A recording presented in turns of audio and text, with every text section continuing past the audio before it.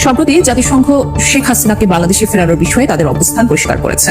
শেখ হাসিনার দেশে ফেরানোর বিষয়ে কি বলল বিশ্ব সংস্থাটি? ক্ষমতাচ্যুত প্রধানমন্ত্রী শেখ হাসিনাকে বাংলাদেশে ফেরত পাঠানোর অনুরোধ খতিয়ে দেখছে ভারত। রণধীর জয়সওয়াল সাংবাদিকদের প্রশ্নের জবাবে একথা বলেন। শেখ হাসিনাকে প্রত্যর্পণের বিষয়ে নতুন বার্তা দিল ভারত। বাংলাদেশের আবেদনের প্রেক্ষিতে তা খতিয়ে দেখছে তারা, এমনটাই জানিয়েছে নয়াদিল্লি। সম্প্রতি ভারতের পররাষ্ট্র মন্ত্রণালয়ের মুখপাত্র রণধীর জয়সওয়াল বাংলাদেশের পররাষ্ট্রমন্ত্রীর যে নতুন করে চাওয়া শেখ হাসিনার প্রত্যর্পণ, শেখ হাসিনাকে ফিরিয়ে দেয়া, সেই ব্যাপারে মন্তব্য। বন্ধুদের চ্যাপ্টার কি তবে শেষ? যে ভারতের উপর ভরসা ছিল সবচেয়ে বেশি, সেই ভারতেই কি এখন শেখ হাসিনাকে বাংলাদেশের হাতে তুলে দিচ্ছে? কিন্তু কেন এই হঠাৎ ইউটার্ন? পাল্টে গেছে পুরো দৃশ্যপট।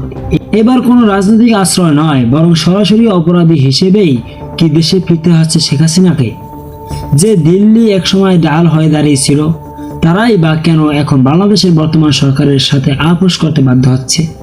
ভারতীয় দূতাবাসের সেই চাঞ্চল্যকর গোপন রিপোর্ট, যেখানে বলা হয়েছে কেন আগামী 10 থেকে 15 বছর ক্ষমতায় ফিরতে পারছে না আওয়ামী লীগ, সেই সত্যটাই আজ ফাঁস করবো আপনাদের সামনে। শেখ হাসিনাকে ফেরত দেওয়ার পিছনে ভারতের আসল মাস্টার প্ল্যানটা কি, আর এতে আমাদের দেশেরই বা কি লাভ হবে?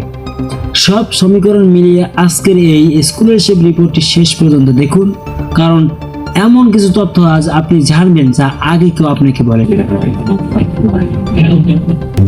শেখ হাসিনাকে প্রত্যর্পণের বিষয়ে নতুন বার্তা দিল ভারত। বাংলাদেশের আবেদনের প্রেক্ষিতে তা খতিয়ে দেখছে তারা, এমনটাই জানিয়েছে নয়াদিল্লি।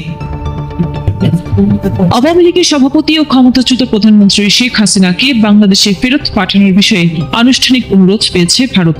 এ বিষয়ে ভারতের পররাষ্ট্র মন্ত্রণালয় জানিয়েছে, বিষয়টি বর্তমানে যাচাই বাছাইয়ের প্রক্রিয়ায় রয়েছে এবং সংশ্লিষ্ট সব দিক গুরুত্ব সহকারে বিবেচনা করা হচ্ছে।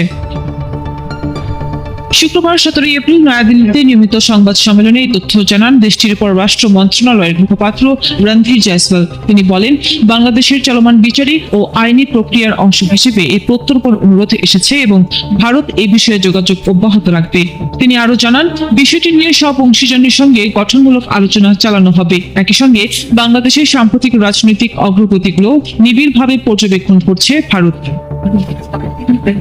বাংলাদেশে আওয়ামী লীগকে নিষিদ্ধ করার সম্ভাবনা নিয়ে এক প্রশ্নের জবাবে জয়সওয়াল বলেন, বিষয়টি ভারতের নজরে রয়েছে এবং পূর্বে দুই দেশের মধ্যে অনুষ্ঠিত বৈঠকগুলোতে যেসব আলোচনা হয়েছে তা গুরুত্ব সহকারে বিবেচনা করা হচ্ছে।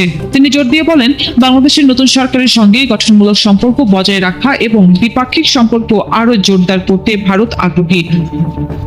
The Bangladesh Foreign Ministry said after their foreign ministers' meetings here in Delhi that they had raised the issue of Sheikh Hasina's Akhilesh ji, सबसे पहले आपका सवाल, जी हाँ, भारत को निमंत्रण मिला है इस मीटिंग में भाग लेने के लिए। Reiterated India's desire to engage constructively with the new government and further strengthen bilateral ties. The two sides agreed to explore proposals for deepening the partnership through the relevant bilateral mechanisms. Follow-on official meetings are expected to take place at an early date. Further, both sides exchange views on regional and global issues of mutual interest. So that is what I have for you. উভয় দেশ পারস্পরিক স্বার্থ সংশ্লিষ্ট বিভিন্ন বিষয়ে একসঙ্গে কাজ করতে সম্মত হয়েছে বলেও জানান তিনি। পরবর্তী সময়ে দুই দেশের মধ্যে আরো আনুষ্ঠানিক বৈঠক অনুষ্ঠিত হবে বলে আশা প্রকাশ করা হয়েছে। পাশাপাশি আঞ্চলিক ও বৈশ্বিক ইস্যুতেও মতবিনিময় অব্যাহত থাকবে বলে জানিয়েছে ভারত। সম্প্রতি ভারতের পররাষ্ট্র মন্ত্রণালয়ের মুখপাত্র রণধীর জয়সওয়াল বাংলাদেশের পররাষ্ট্রমন্ত্রীর যে নতুন করে চাওয়া শেখ হাসিনার প্রত্যর্পণ, শেখ হাসিনাকে ফিরিয়ে দেয়া, সেই ব্যাপারে মন্তব্য করতে গিয়ে দেখেছি তিনি বলেছিলেন যে আইনি এবং বিচারিক ব্যাপারগুলো দেখা হচ্ছে, পর্যালোচনা করে দেখা হচ্ছে। সেখানেই মানে ব্যাপারটা সামনে এসেছে, যদি আইনি এবং বিচারিক ব্যাপারগুলো দেখা হয় তাহলে শেখ হাসিনাকে ফিরিয়ে দেয়া না দেয়া ব্যাপারটা কি ভারতের আদালতে উঠছে? সিদ্ধান্তটা কি ভারতের আদালত থেকে আসতে পারে? ভারতের একজন আইনজীবীর সঙ্গে কথা বলেছে বাংলাদেশের প্রথম সারির ইংরেজি গণমাধ্যম ডেইলি স্টার। ডেইলি স্টার তাদের একটা রিপোর্টে এই তথ্যগুলো তুলে এনেছে। যদি আদালতে এটা ওঠে তাহলে আদালত থেকে কি কি সিদ্ধান্ত আসতে পারে এবং এরকম পরিস্থিতিতে শেখ হাসিনাকে ভারত এই বাংলাদেশের কাছে আদৌ হস্তান্তর করবে কিনা। ডেইলি স্টার তাদের শিরোনামে বলছে, শিরোনামটা দেখে নিন, বলছে যে ভারত কি শেখ হাসিনাকে ফেরত দেবে। সেই কথা বলতে গিয়ে রণধীর জয়সওয়ালের সাম্প্রতিক যে মন্তব্য, সেই মন্তব্যের তথ্য ধরে এই রিপোর্টটা শুরু হয়েছে। জয়সওয়াল বলেছিলেন যে এটা আইনি এবং বিচারিক দিক পরীক্ষা নিরীক্ষা করে দেখানো হয়েছে, মানে দেখা হচ্ছে। নিশ্চিতভাবে কিছু না বললেও এই মন্তব্য নয়াদিল্লির তরফে পরিবর্তনের আভাস কিনা সেই প্রশ্ন উঠেছে। এর আগে বিভিন্ন দ্বিপাক্ষিক বৈঠকে বিষয়টি উত্থাপন করা হয়েছে। হাসিনাকে প্রত্যার্পণের চেষ্টা করা হয়েছে। প্রফেসর ইউনূসের আমলে অন্তত 3 দিন এই চেষ্টা করা হয়েছে। বর্তমান বিএনপি সরকারের আমলে প্রথম দফার সফরেই পররাষ্ট্রমন্ত্রী এই ব্যাপারটা উত্থাপন করেছেন। হাসিনার প্রত্যার্পণ সংবেদনশীল বিষয়, সেই নিরিখে ধারণা করা হয় পুরো বিষয়টি সুরাহা করতে আইনি বিতর্কের চেয়ে রাজনৈতিক সমঝোতা এবং কূটনীতির আশ্রয়ই নেওয়া হতে পারে। কিন্তু এখানে ভারতের একজন আইনজীবী বলছে ব্যাপারটা আদালতে ওঠার সম্ভাবনা রয়েছে। যদি সরকার চায় যে এটা মানে সমাধান করবে তারা আইনিভাবে বিচারিক আদালতের মাধ্যমে, তাহলে সেটা আদালতে উঠতে পারে। আদালতের সিদ্ধান্ত সরকারের কাছে যেতে পারে। মানবাধিকার এবং সাংবিধানিক আইন বিশেষজ্ঞ হিসেবে পরিচিত আইনজীবী উজ্জয়িনী চ্যাটার্জি তিনি বলেছেন এই আইনের নিয়মগুলো মেনেই সব ব্যবস্থা নিতে হবে। তিনি ব্যাখ্যা করেন প্রত্যার্পণের অনুরোধ পাওয়ার পর ভারত সরকার একজন ম্যাজিস্ট্রেট নিয়োগ দেবেন। সেই ম্যাজিস্ট্রেট খতিয়ে দেখবেন যে হাসিনার বিরুদ্ধে আনা অভিযোগগুলোর ভিত্তি কতটুকু।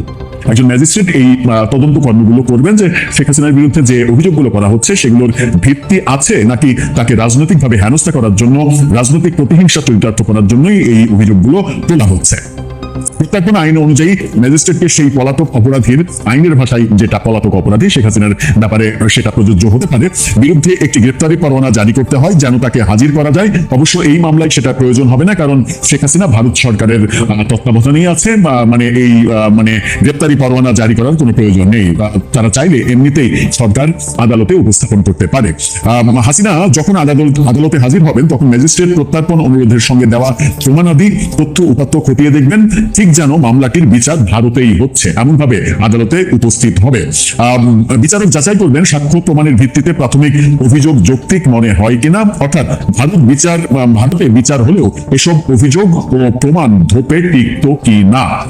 অর্থাৎ শেখ হাসিনার বিরুদ্ধে যে অভিযোগগুলো, সেই অভিযোগগুলো যদি ভারতের আদালতে আসতো তাহলে সেগুলো ধোপে টিকতো কিনা, তাহলে সেই ব্যাপারটা আদালত বিবেচনা করে দেখবে। যদি ধোপে টেকার প্রসঙ্গ আসে তাহলে আদালত পরামর্শ দিতে পারে সরকারকে যে এটা বিচারের আওতায় আনা যেতে পারে, আপনারা পরবর্তী পদক্ষেপ নিতে পারেন। তখন সরকার বাংলাদেশের কাছে ভারত এখনো হাসিনার অবস্থা স্পষ্ট করেনি। তিনি কি রাজনৈতিক আশ্রয় পেয়েছেন নাকি দিল্লিতে শরণার্থী হিসেবে আছেন তাও জানায়নি। ভারত কেবল এটুকু বলেছে বাংলাদেশের ক্ষমতাচ্যুত প্রধানমন্ত্রী বিশেষ ব্যবস্থায় সেখানে রয়েছে এবং বিশেষ ব্যবস্থায় অতিথি হিসেবে আছেন, এটাই বলা হয়েছিল মূলত।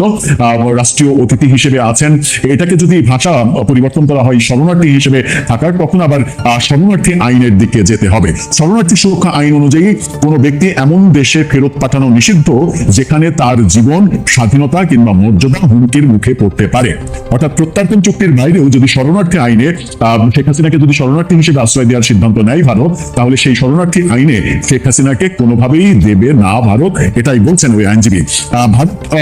ভারতের সঙ্গে আন্তর্জাতিক শরণার্থী কনভেনশনে স্বাক্ষরকারী স্বাক্ষর নেই, আন্তর্জাতিক কনভেনশনের সঙ্গে ভারত নেই, তবুও ভারতের যে শরণার্থী আইন, সেই আইন বলছে যে কেউ আক্রান্ত হতে পারে, ন্যায় বিচার থেকে বঞ্চিত হতে পারে, এরকম অবস্থার মুখে কাউকে ঠেলে দেওয়া যাবে না।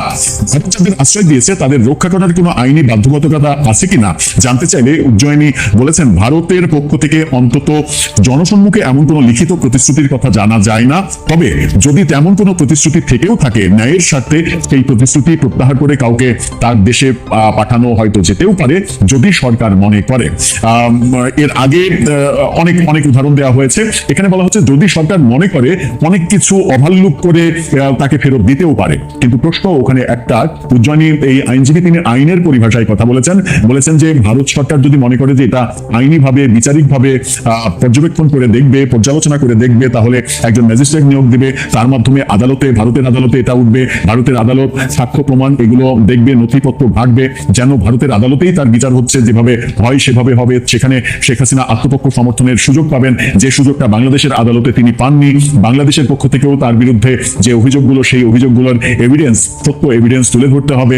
সেই ক্ষেত্রে ভারতের আদালত যদি মনে করে যে তার বিরুদ্ধে মিথ্যা অভিযোগ আনা হয়েছে, তাকে রাজনৈতিকভাবে হেনস্থা করার জন্য এটা করা হয়েছে, তাহলে আদালত সরকারকে বলবে যে তাকে তিনি ন্যায় বিচারের বঞ্চিত হতে পারেন ন্যায় বিচার, সুতরাং সরকার তাকে ফেরত পাঠানোর সিদ্ধান্ত নাও নিতে পারে। এই শরণার্থী আইনে ভারত শরণার্থী হিসেবে যদি শেখ হাসিনাকে আশ্রয় দেয়, তাহলে শরণার্থী সুরক্ষা আইন যেটা ভারতে রয়েছে সেই আইনে ভারত শেখ হাসিনাকে বাংলাদেশে ফেরত পাঠাবে না। তার মানে ডেইলি স্টারের এই রিপোর্টে একটা ব্যাপার স্পষ্ট হয়েছে যে অনেক আইনের মারপ্যাচ অভাল্লুক করে ভারত সরকার যদি মনে করে যে বিএনপি সরকারের আহ্বানে তারা সাড়া দেবে, শেখ হাসিনাকে ফেরত দেবে, তাহলে হয়তো অনেক বাধা বিপত্তি তারা ওগুলো বিবেচনা করবে না, তারা শেখ হাসিনাকে ফেরত দেবে। দিন শেষে রাজনীতির মাঠে কোনো কিছু স্থায়ী নয়, না ক্ষমতা না বন্ধুত্ব।